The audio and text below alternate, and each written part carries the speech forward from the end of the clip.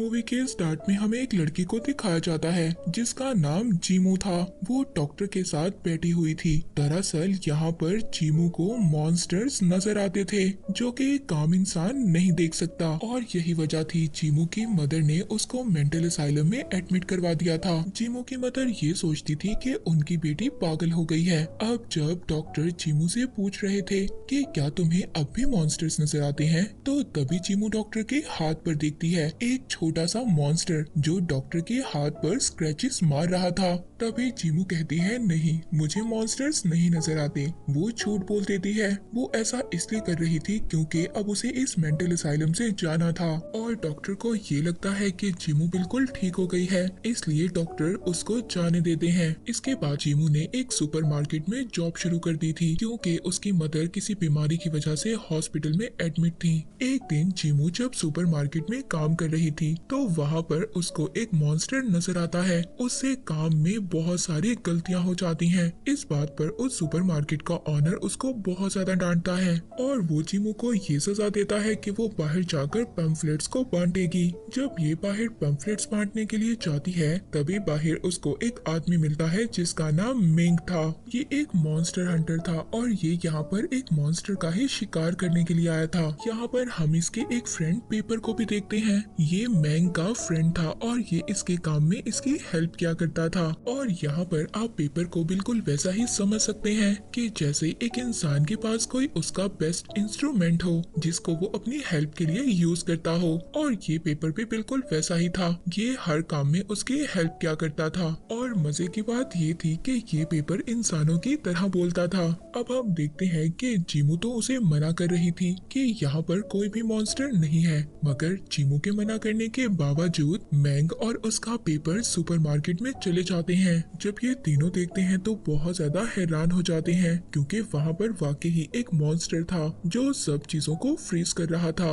उस मॉन्स्टर को पकड़ने के लिए वो उस पेपर पर एक रास्ता बना रहा था और अपने पेपर को उस मॉन्स्टर को जगाने के लिए भेजता है जो कि सो रहा था। अब वो पेपर जब मॉन्स्टर को जगा देता है तो वो मॉन्स्टर उस पेपर को पकड़ने की ही कोशिश कर रहा था, और वो पेपर उस मॉन्स्टर को उस जगह पर ला रहा था जहाँ पर मैंग ने पेपर पर मैजिकल रास्ता बनाया था कि जिससे वो मॉन्स्टर को उसकी दुनिया में वापस भेज सके। मगर मैंग ने यहाँ पर एक गलती कर दी थी। उसने जो मैजिकल रास्ता बनाया था उसका एक सर्कल कंप्लीट नहीं किया था, जिस वजह से वो मॉन्स्टर अब आजाद हो गया था और वो पेपर और मैंग के पीछे पड़ जाता है। मगर इसके बावजूद मैंग वहाँ पर एक मैजिक करता है और उस मॉन्स्टर को क्रिस्टल में बदल देता है। ये देखकर जीमू बहुत ज्यादा खुश हो गई थी। जीमू अब इसलिए खुश थी, उसको पता चल गया था कि वो दुनिया में अकेली नहीं है जिसको मॉन्स्टर्स नजर आते हैं, कोई और भी है जो ये मॉन्स्टर देख सकता है। इस बात पर वो मैंग से बहुत सारे क्वेश्चंस करती है,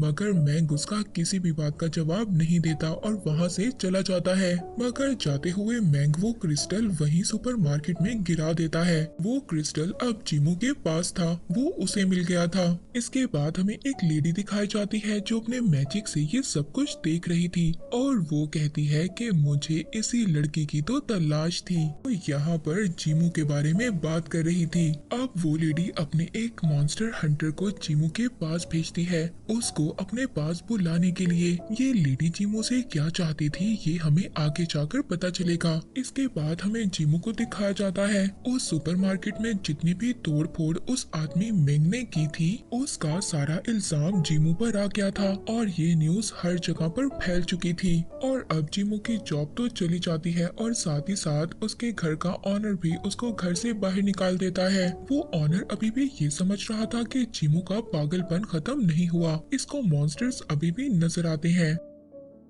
तभी हमें वही मॉन्स्टर हंटर मैंग दिखाया जाता है। उसके घर पर एक लड़की आती है। ये लड़की इससे मॉन्स्टर क्रिस्टल खरीदा करती थी।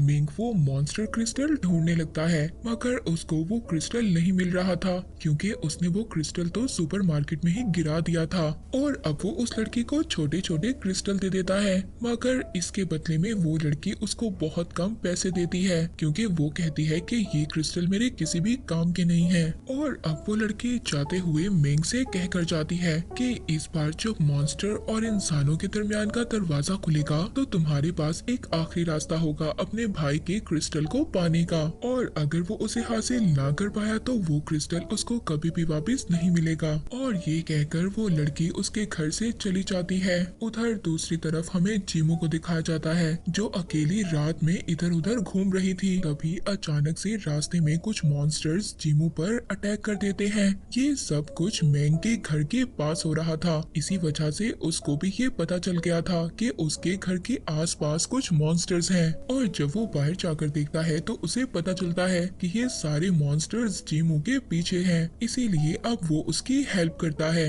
वहाँ पर मॉन्स्टर्स बहुत ज्यादा थे, इस वजह से मैंग भी उन मॉन्स्टर्स का मुकाबला नहीं कर पा रहा था। तभी वहाँ पर और भी बहुत सारे मॉन्स्टर्स हंटर आ जाते हैं और वो उन सभी मॉन्स्टर्स को चुटकियों में खत्म कर देते हैं, क्योंकि उनके पास मैंग से भी ज्यादा अच्छे वेपन्स थे मॉन्स्टर्स को पकड़ने वाले। और साथ ही साथ वो सभी मॉन्स्टर हंटर्स मैंग को ये कह रहे थे कि ये उनका एरिया है, यहाँ पर वो आइंदा कभी भी ना आए। दरअसल ये जितने भी मॉन्स्टर हंटर्स थे ये मॉन्स्टर्स को क्रिस्टल में बदल कर बेचने का काम किया करते थे। अब जीमू वहाँ से जल्दी से भागकर मैंग की गाड़ी के अंदर आकर बैठ गई थी और उसको वो क्रिस्टल भी दे देती है जो उसको सुपरमार्केट से मिला था। साथ ही साथ मैंग को वो अपनी स्टोरी भी सुनाती है कि जब वो बहुत छोटी थी जब से उसको मॉन्स्टर्स नजर आते हैं, इसी वजह से उसकी मदर ने उसको मेंटल असाइलम में एडमिट करवा दिया था। सब लोग मुझे ये समझते थे कि मैं पागल हूँ और अब मुझे ये समझ नहीं आता कि ये सब मॉन्स्टर्स मेरी जान के दुश्मन क्यों हैं। मैं कहता है कि इन बातों के बारे में तो मैं कुछ नहीं जानता, मेरे पास तुम्हारे सवालों का कोई जवाब नहीं है,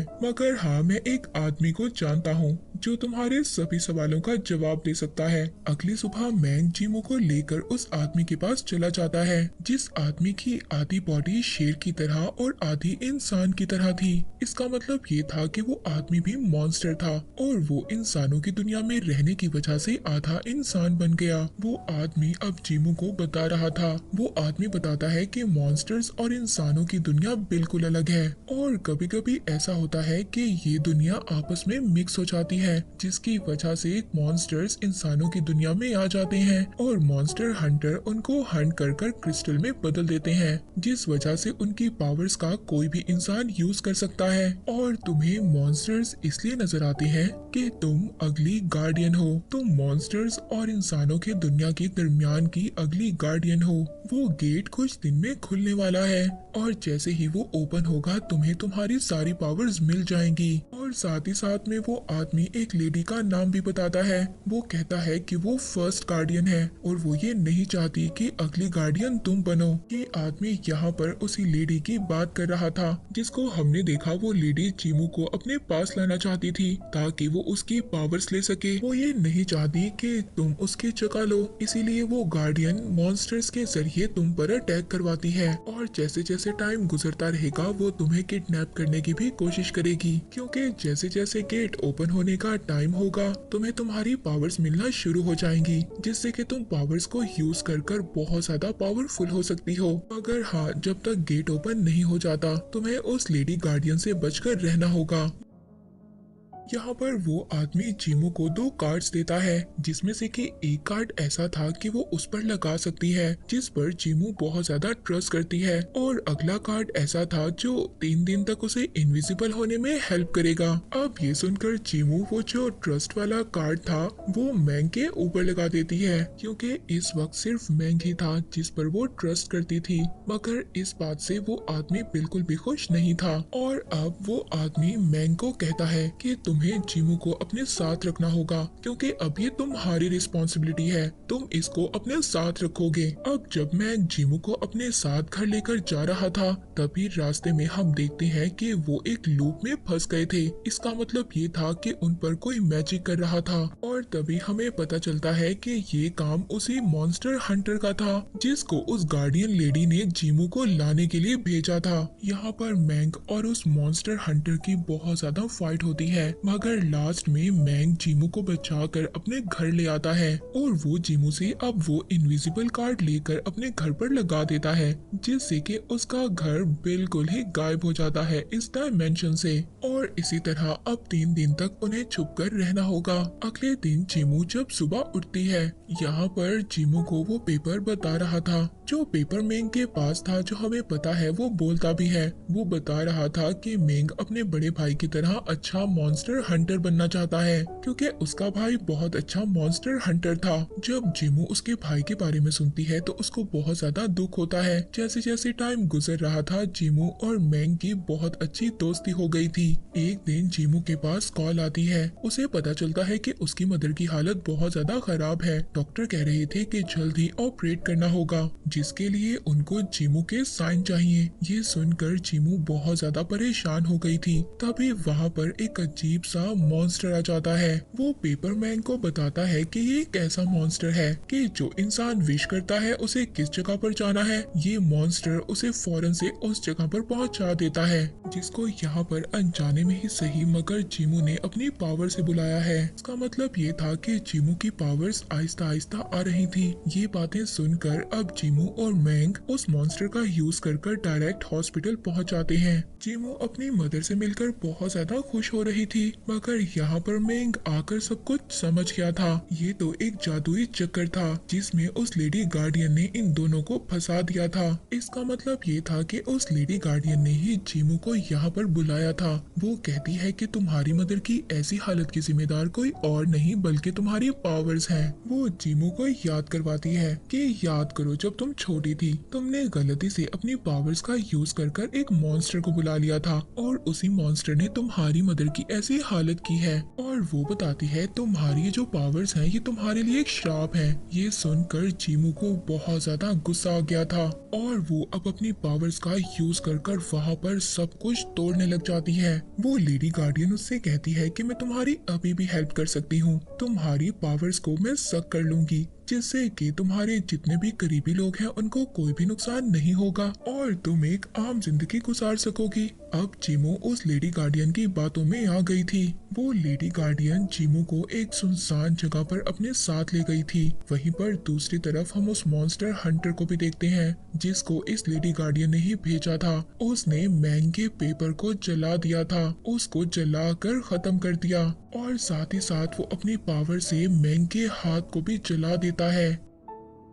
अब मैंग के पेपर की राख उड़कर उसी आदमी के पास चली जाती है जिसकी आधी बॉडी शेर की और आधी बॉडी इंसान की थी। वो पेपर जाकर उस आदमी को सब कुछ बताता है कि मैंग को आपकी जरूरत है। ये सुनकर वो आदमी अपनी पावर्स का यूज करता है और मैंग को अपने पास बुला लेता है और उसे कहते हैं कि हमारे पास अभी भी टाइम है, जीमू की पावर्स अभी भी उसके पास है और क्योंकि वो तुम पर ट्रस्ट करती है तुम्हें हर हालत में उसे बचाना होगा। अब वो आदमी उसी पेपर की राख का यूज कर मैंग का हाथ बना देता है। मैंग को ये बहुत अच्छा लग रहा था और मैंग अब उसी मॉन्स्टर की हेल्प से जीमू के पास पहुंच गया था और उसका एहसास जीमू को भी हो गया था। हालांकि यहाँ पर उस लेडी गार्डियन ने अपना मैजिक स्टार्ट कर दिया था उसकी पावर्स को लेने के लिए, क्योंकि गेट जल्द ही ओपन होने वाला था। मैंग वहाँ पर पहुंच गया था जीमू को बचाने के लिए। तभी उसके रास्ते में वही मॉन्स्टर हंटर आ गया था जिसके पास फायर पावर थी।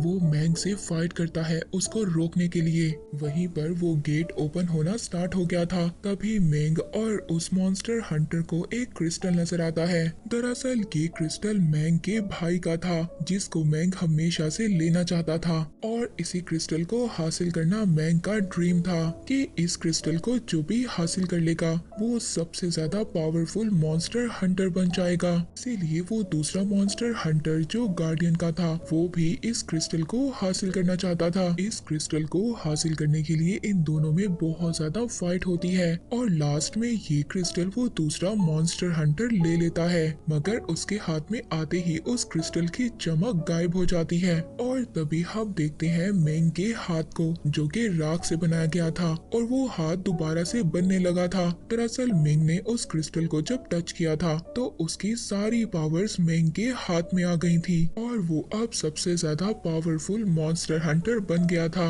वो अपनी पावर्स का यूज कर कर उस मॉन्स्टर हंटर को मार देता है और जल्दी से जीमू के पास जाता है। वो देखता है तो वो तो बेहोश थी। वो लेडी गार्डियन मेंग से कहती है कि तुमने तो आने में देर कर दी, क्योंकि कुछ ही देर बाद जीमू इस दुनिया से गायब हो जाएगी। इस बात पर मेंग अब जीमू से कह रहा था, हम दोनों ने यहाँ तक आने के लिए बहुत ज्यादा स्ट्रगल की है और अब तुम मुझे छोड़कर नहीं जा सकती। मैं तुम्हारा जिंदगी भर साथ दूंगा, तुम्हारी सेफ्टी करूंगा।